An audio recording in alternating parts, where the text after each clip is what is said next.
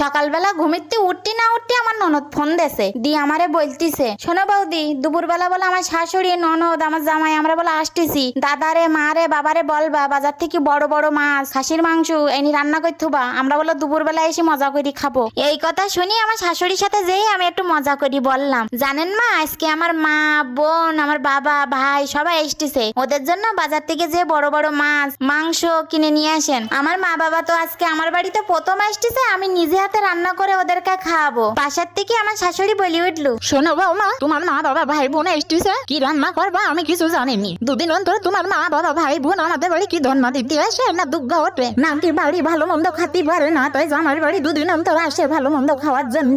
শ্বশুরকে জিজ্ঞাসা করলাম, বাবা আমার মা বাবা আসতেছে, তাহলে দুপুরে কি রান্না করবো ওদের জন্য? আমার শ্বশুর বলে উঠলো, কি রান্না করবা আমি জানিনি, আমার কাছে টাকা নেই, আমার এর ভিতরে জড়াবা না। জামাইকে গিয়ে বললাম, তুমি অন্তত গিয়ে বাজারটা করে নিয়ে আসো।